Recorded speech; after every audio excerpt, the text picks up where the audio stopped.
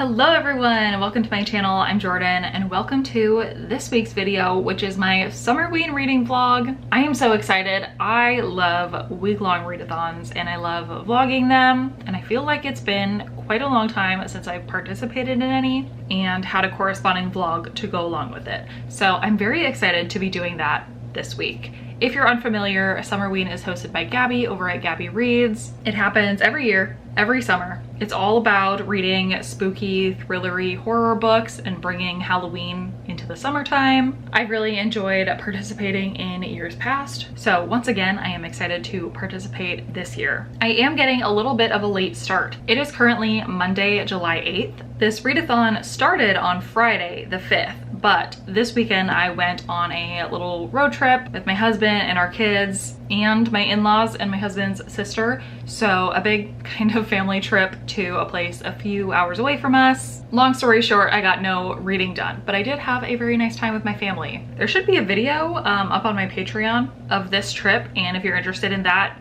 and or any other like lifestyle-y type videos where I share a little bit more about my family and what we're up to, I'll just pop that link into the description. But anyway, all that to say, I didn't read this weekend. I didn't participate in the readathon, but I'm excited to get started today. And I still have 4 solid days of this readathon left to read a couple of books, do some interesting things in my life, to vlog, and yeah, keep up this tradition of participating. So let's talk about the plans for the week, or through Thursday, which is when this readathon goes. I mentioned in my monthly TBR, I have 2 books that I'm trying to prioritize this week. It works out nicely because they do fit with the Summerween theme of being, you know, kind of spookier, mystery, thriller, horror type books. And they coincidentally are my 2 book club reads for the month. So I am ready to prioritize them. So the first one that I will be starting today is Last Murder at the End of the World by Stuart Turton. This is I think like a sci-fi mystery type book.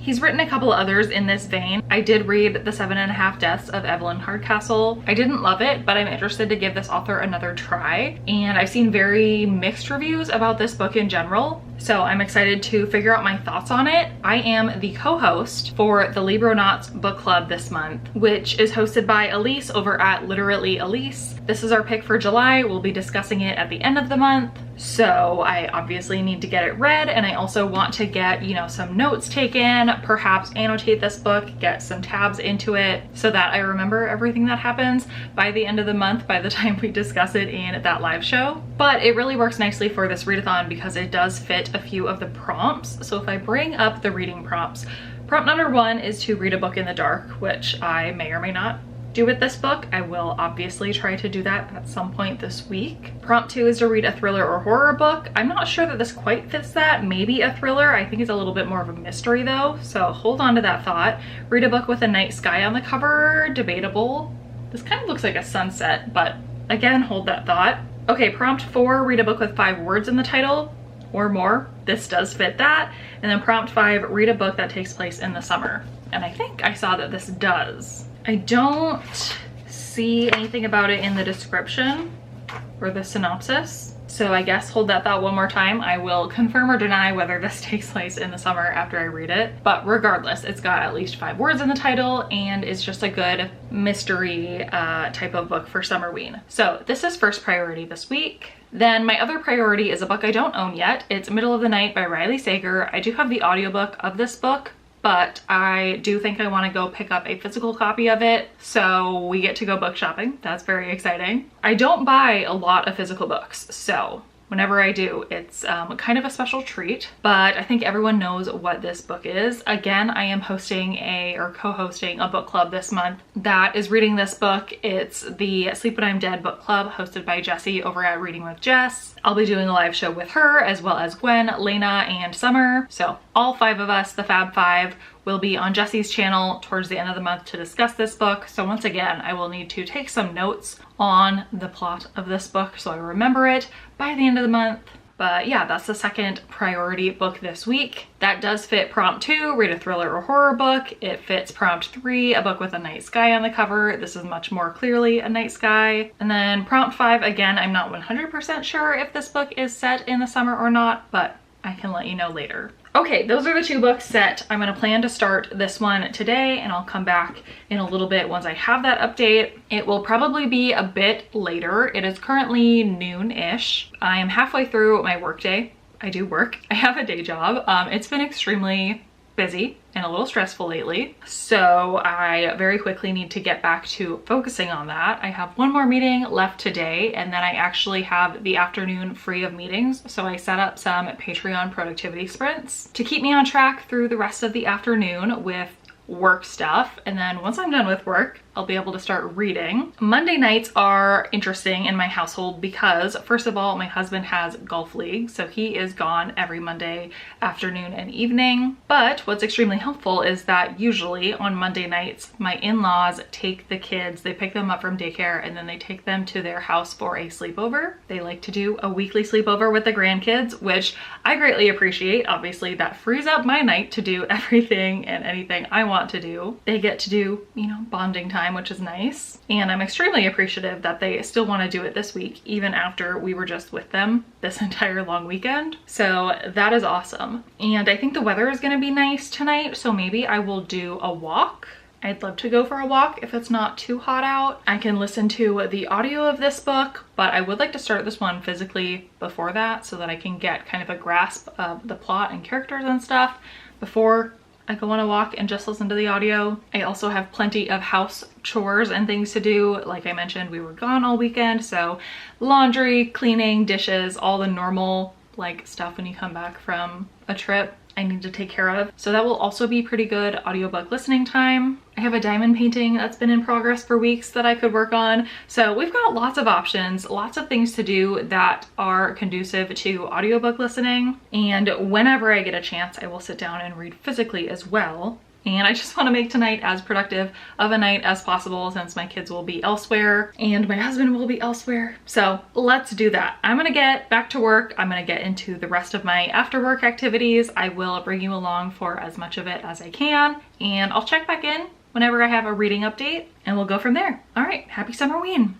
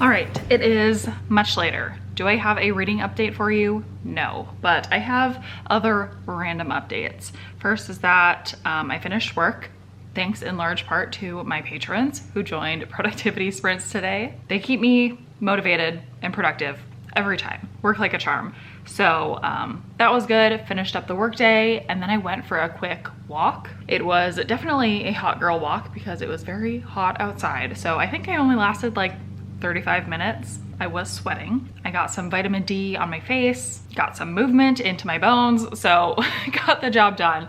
And then I went on a couple of errands, my favorite type of errand where I don't actually have to get out of the car. I picked up some dinner for myself from Panera, mostly because I'm home alone, which is a rarity, and so I don't have to cook for anyone. And then I also did a Target pickup order for some books. Basically, I saw that they are doing their buy two, get one free book sale, and I mentioned that I wanted to buy middle of the night because I want to read this week, and I knew I wanted to own the physical copy anyway because I own all of Riley Sager's books. So I planned to buy this anyway. Then I saw that sale going on, so then I figured if I'm already buying one brand new book full price, why not buy another one so that I can get a third book free? If I didn't do that, I would be losing money. We all know how girl math works. So basically I was browsing the Target website at the books that were included on the sale and comparing it to my Amazon wish list, which is kind of how I keep track of books that I want to own physical copies of, and I found two that match. So the second book that I bought is Lies and Weddings by Kevin Kwan. This is the author of the Crazy Rich Asians series, which I did enjoy, and this new book by him I think is one of the most beautiful books I've ever seen in my life. I love the rainbow sky and the shiny details. I don't know when exactly I will read this book, but it seems up my alley, so eventually I'll get to it. And then the third book that I picked up is one that I'm surprised I haven't read yet. It's The Summer Will Be Different by Carly Fortune. I have read Carly Fortune's previous books that have really similar titles and covers, and I've generally enjoyed them. So I figured I would read this at some point this year. Makes sense for it to be in the summer because of the title, and I'm guessing it takes place in the summer. So that is my little book haul from today. A couple of impulse buys, but I'm not mad at any of them. Now I am going to finish my Panera dinner. I have sprints.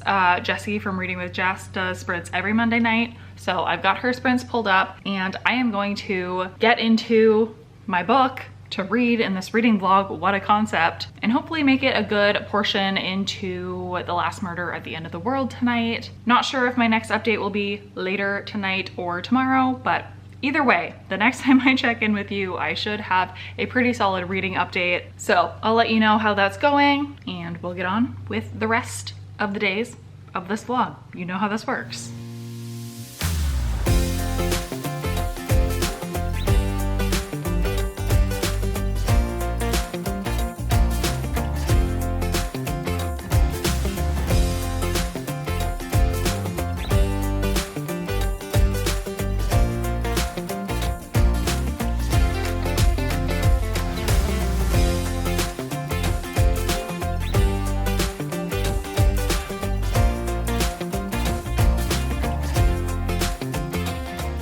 Well, hello friends. It is the next day. It is Tuesday. It is already mid-afternoon. I have had yet another very busy day of work filled with meetings. I'm finally done, not with work for the day, but at least with meetings for the day. So I thought I would pop on with an update for today. I did promise you that my next update would be a reading update. So let's talk about The Last Murder at the End of the World.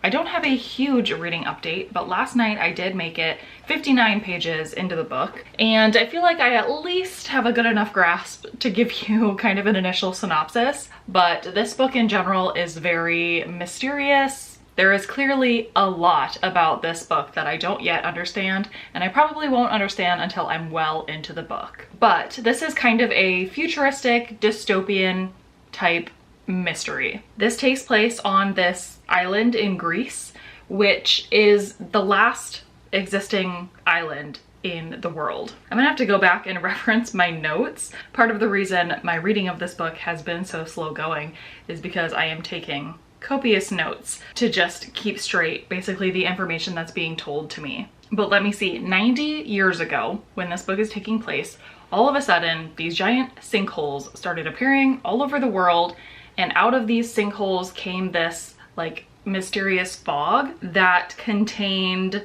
glowing insects that ripped apart whatever they touched. And so this fog slowly spread across the entire world. It took about a year is what it said. And so it completely wiped out civilization except for this one island where there was like a scientific lab that had certain technology. They built themselves a barrier and kept the fog off the island. So this is the only place where humans are still living, and they've formed this little community of, I think they said 122 individuals. And apparently they're the last existing 122 people in the whole entire world.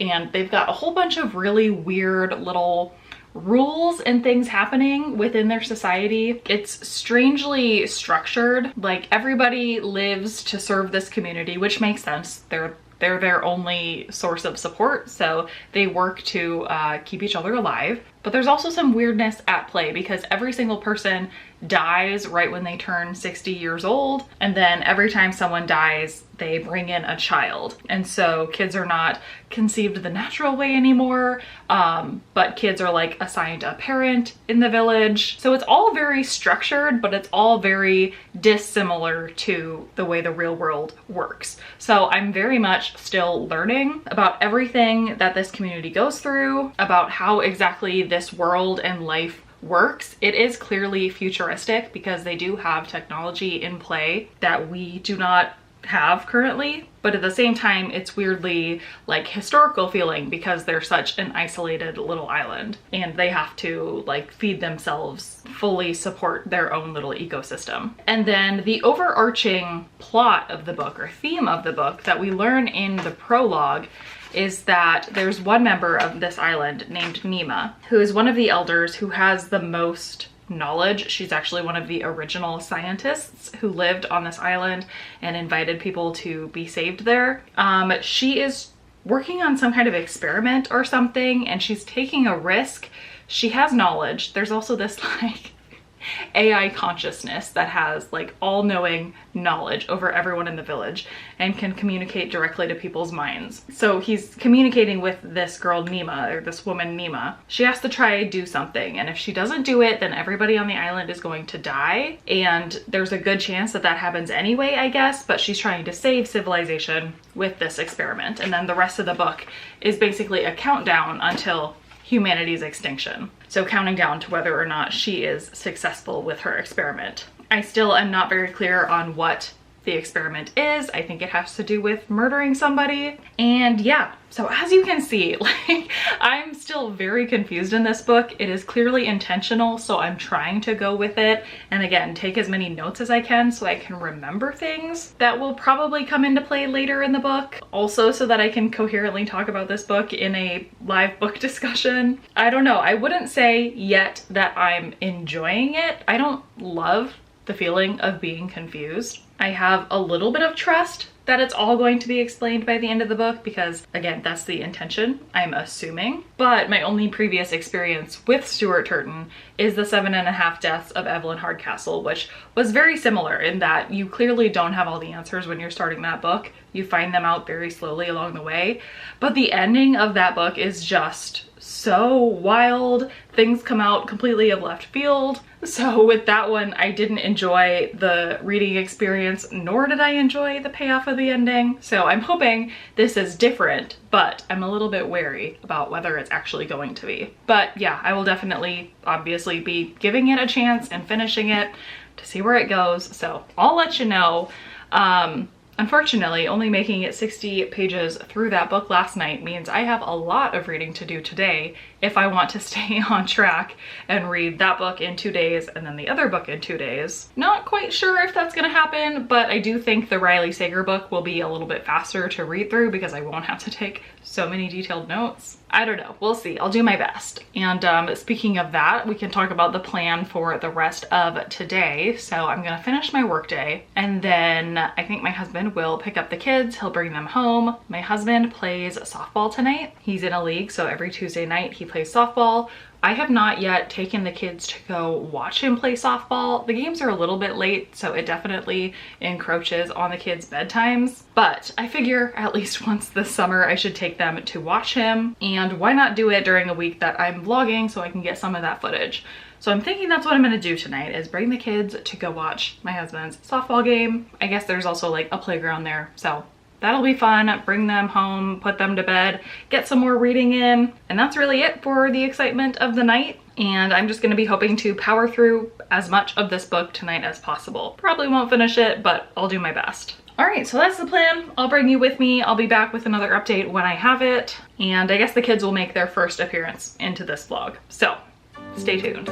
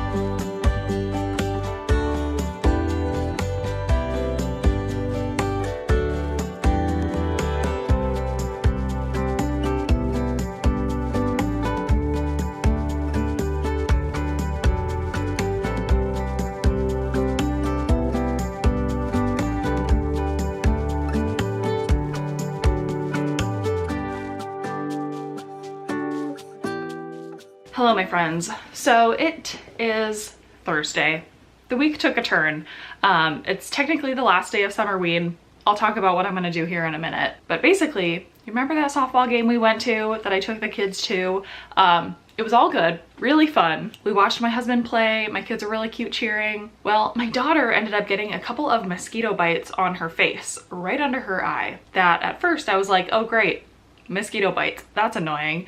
No, and then they progressed into cellulitis. So the next morning we took her into the doctor, they gave her medicine, and now we're just keeping a really close eye on her, pun intended, because it is so close to her eye. We have to make sure the infection doesn't spread to her actual eyeball. So basically, life has just been derailed a little bit to focus on my daughter, which is fine. Obviously, she is the priority. Work is taking a backseat, and obviously the readathon is taking a backseat. Yesterday, my husband basically took the lead on taking care of my daughter, but today I went ahead and kind of cleared my work schedule, told everyone I was going to be a little bit harder to reach, and I'm planning to spend most of my time with my daughter, which is good for one reason, and one reason only, well, other than spending time with her, but I can focus on reading while I'm like sitting next to her on the couch and she's watching TV, because I'm very behind on my readathon TBR, which again is obviously not the priority when you have a sick kid or a family member going through something, but I do really want to finish this. So I'm about halfway through with The Last Murder at the End of the World. I don't think I have time right now to give like a full update on my thoughts or anything, but we're learning things. The plot is progressing, the mystery is progressing. It's now clear to me who the murder is that's being solved, and I'm fairly interested in all of the characters and the ones trying to solve the mystery and the ones who might be suspects. I'm looking forward to seeing how it all comes together. I'm hoping the ending is satisfying, but we will see. And then if and when I finish that today, I'll go ahead and get started on middle of the night. I might have to go ahead and extend my readathon by one day if I want to finish that book in this video, but we're gonna see what comes. I'm not gonna make any grand plans or declarations here, because if something escalates with my daughter, obviously I'm gonna drop everything, take her back in to get what she needs. But if she just is at home and healing, and yes, she's on medicine and everything, as long as it heals like it's supposed to, it just will take a little bit of time and just requires a little bit of extra care for her. So that is the new plan. Nothing exciting other than that. I'll be back, I guess. I don't really know exactly when, but when I have another update, reading wise or life wise. Thanks for sticking with me. I don't know what it is about readathons lately that have just been cursed for me, that I have not had much luck participating in and staying consistent with, but it's the phase of life with young kids. All right, I'm gonna go. My daughter actually went with my husband to drop off my son at daycare today, so they're gonna be on their way back and home any minute. So like I said, once she gets home, I'll be spending a lot of time with her. We'll see if I capture some clips. I really don't want to like put something in the video that's gonna make people visually uncomfortable. But yeah, all right, that's all. See you later.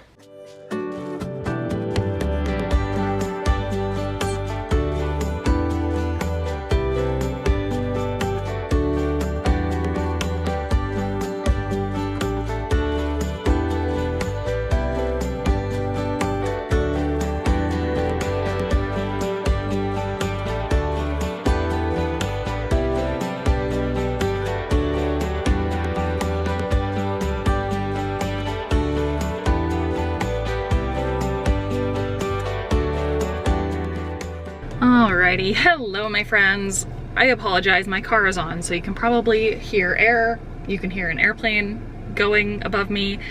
This is not the most opportune time to film, but it's the time I have, so it's what I'm taking as time to update you. So today is Friday. It is the day after the readathon has already ended. However, as you've seen, my entire week has just been an absolute mess. So I'm going to extend the readathon for one more day to finish my reading. Before I talk about reading, let's talk about the life updates. Obviously, I shared that my daughter Krissa had a cellulitis situation, so I was home with her yesterday and I recorded almost nothing. I filmed almost nothing. It's funny, kids, this is gonna be a side tangent. When kids get sick, it's very interesting the different types of sick they can be and like how that affects how much attention you need to give them. I don't know, I kind of assumed that a sick kid was a sick kid, but I am learning that When a kid is so sick that it affects how they act, like if they're extra lethargic or they're actively, of course, you know, throwing up or doing something else, that sucks because you can tell it's affecting the way they are. But I did not realize there's another kind of sick that kids can be, which is when they are contagious with something or they're on medication for something, but it's not affecting how they act. It's amazing because as adults, like any sort of ailment, we just complain all the time about, and it really sets us back from our daily activities. But kids are so resilient that there's a lot of forms of sickness, kind of using that as a blanket term, but like it doesn't affect their energy levels or how much they want to play or talk or get attention from you. But they can't, in our situation, go to daycare because they are contagious, which is sometimes the case, not in this case, but or they need, you know, kind of constant monitoring, or they have medications they need delivered multiple times a day. I don't know. All that to say that yesterday, Krissa was completely acting like herself, which is great. It's what we want to see, right? We don't want her to be in a bad mood or extra tired or anything like that. It's a good sign for her health that she's acting normally, but it's much harder to like watch her and do other things when that's the case. I'm not saying I wish that she was more sick. I'm just saying it's funny, you can tell like how sick a kid is based on how much attention they need when they're sick. I don't know. All of that to bring me to the fact that today she is doing much, much better. We woke up this morning and her swelling has gone down a lot. We gave her her morning dose of medicine and then we determined that we think she's good to go to daycare today. Again, this is not contagious, so we're not worried about that. I also sent some updated pictures to her doctor and confirmed with her doctor that she's good to go to daycare. So that's great. She is at daycare. Obviously my son is at daycare as normal. I'm having a normal work day, so I just got done with my morning at the office. Now I'm in the car. I'm about to drive home and have the rest of my Friday. I still have to do some work at home, but you know what I'm saying. So that's the life update. We are looking at having a normal weekend, which is good. Krissa's on the mend, all is good. So let's talk about reading. So I did get a little bit of reading done while Krissa was being my patient last night or yesterday.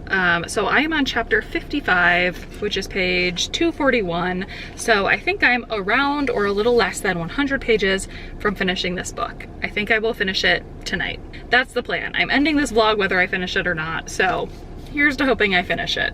I am very much towards the end of the mystery and figuring out what's happening. So I will withhold all of my final thoughts until I do finish the book to let you know how satisfied I am with the mystery itself, the conclusion, how it all comes together. I also do have a major update on Middle of the Night because I did start this yesterday on audio and I kind of was flying through it. The audiobook is reading really quickly for me. I am already 77% of the way through and I only have 1 hour and 6 minutes left of listening time with the speed that I'm listening at. So definitely time to give an update since I'm 3/4 of the way through. The plot of this book, in case there's someone in the world who is not familiar with Riley Sager, or actually I haven't seen a ton of people talking about the actual plot of this book. I just know that a lot of people are buying it and picking it up.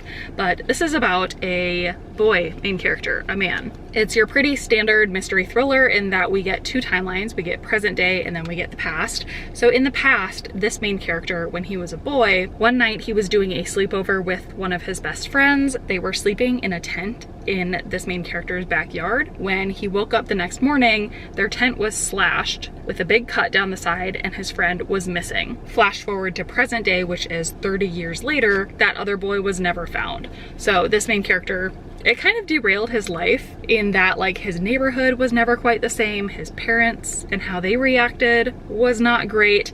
And this main character has had recurring like dreams and nightmares haunting him basically from that night because he never got answers about what happened to his friend. So of course, typical mystery thriller fashion, we are finding out what happened on that day in the past. I'll be honest and say that's not the most intriguing premise. It is pretty basic in terms of mystery thriller plot lines. Though I think I can say I don't always go into mystery thrillers needing something overly, you know, original and unique. Sometimes it's just the fun of reading like a mindless mystery thriller. And that's what this is doing for me so far. Like I said, I am flying through this book, and I'm really appreciating in this book just how easy it is to listen to. It's a very easy story to keep straight. Of course, there are other characters involved, and we're learning. I'm getting into the point of the book now where there are reveals and twists and turns. So I don't mean it as a negative that it's overly simple.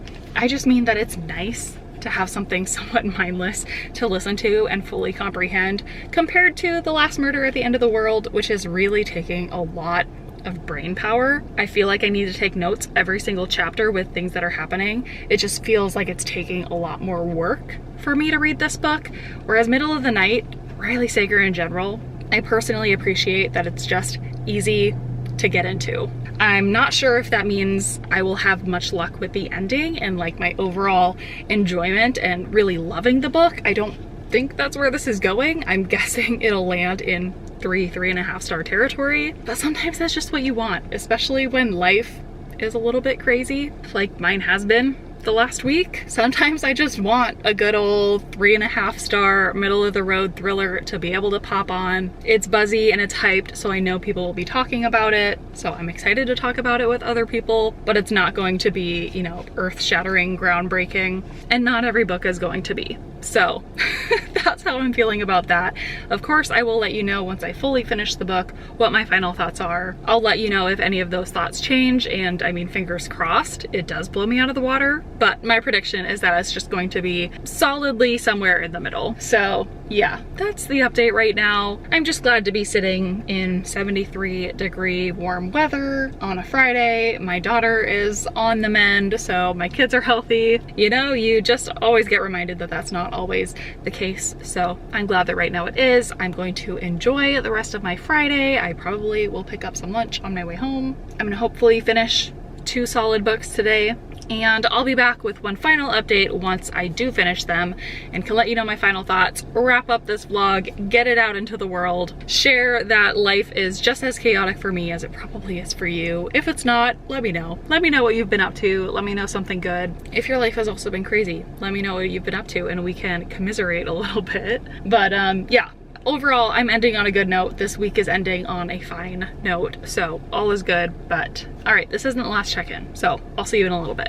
All right, apologies for the disheveled appearance, but I assume if you're still here at this point in the video, you don't really care about this. You are here for updates on these 2 books, which finally, thankfully, I have finished both of them. I did finish them both last night. This one I was reading it pretty late in the night, so let's talk about my thoughts. These are both going to be pretty interesting book club discussions, I think, for very different reasons. I've seen some general rating trends for both of these books. I haven't specifically looked into like my friends and other co-hosts and who's going to be talking about them in the live shows, but my prediction is that this book, I think, pretty much everyone is going to feel generally the same about. I don't think there's gonna be any super strong feelings either way about loving or hating this book. I think a lot of people are gonna be kind of right in the middle, which is where I'm going to be. I ended up rating this book 3 stars. It is your very typical standard mystery thriller with some twists, turns, reveals, nothing overly shocking.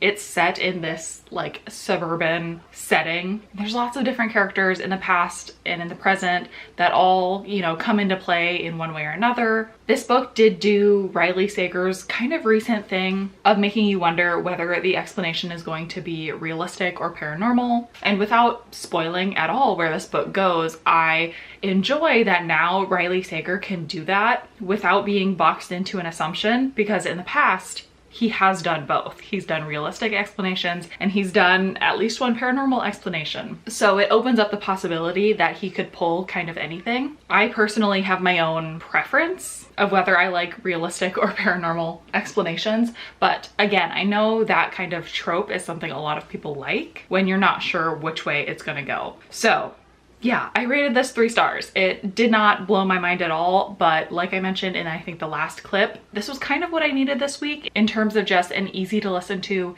easy to understand and follow mystery thriller. It felt a little bit comforting to read this week because it was just so familiar. I don't think I mentioned before, but this reminded me a lot, or gave me a lot of similar vibes to Stranger Things, which is a show I love. And of course, like the plots are pretty wildly different, but there is like a lab type place that is important in this book. Again, the neighborhood is very suburban, feels a lot like Hawkins. And then the main character in the past timeline is a teenage boy with a group of teenage boy friends. There's one older girl kind of in the group, so she's the Nancy. I just drew a lot of parallels there, which I did enjoy, and again, it felt comforting. This will go somewhere firmly in the middle of my Riley Sager, you know, ranking of books. It's not my favorite by any means, but at this point, if this is kind of what he puts out every year, a generally entertaining mystery thriller, then I probably will continue to pick them up. Then we have The Last Murder at the End of the World, which, speaking of how I think the book club discussion is going to go, I have no idea what Elise is going to think of this book, or if she's read it, what her thoughts are. But my prediction is that like the audience of the book club in the chat, when we're talking about it with everyone who's read it, I think this is going to have pretty polarized opinions. I have seen some reviews from people I follow, from people who really enjoyed this and thought it was enjoyable the whole way. They really enjoyed the aspect of solving the mystery in this book. So I think it's going to have some pretty firm defenders. And then I think there are going to be some people who just don't vibe with Stuart Turton, which unfortunately is kind of me. This is the second book I've read from him, The 7.5 Deaths of Evelyn Hardcastle being the first. And these are two pretty wildly different books, but there is something about his writing that just didn't quite work for me in both books. This one just, again, like I mentioned earlier, felt like a lot of work to read. And maybe it's because I was taking notes on my phone because I knew I was going to be discussing this book. I wanted to get all of the details, but also, you know, from the very start, it's a murder mystery. So I think that requires an amount of attention to all of the details and all of the characters and everything that's said that requires a little bit more brain power than other types of mysteries and thrillers. And I don't think that's my favorite. But interestingly about my thoughts, I did enjoy how it came together in the end, the ultimate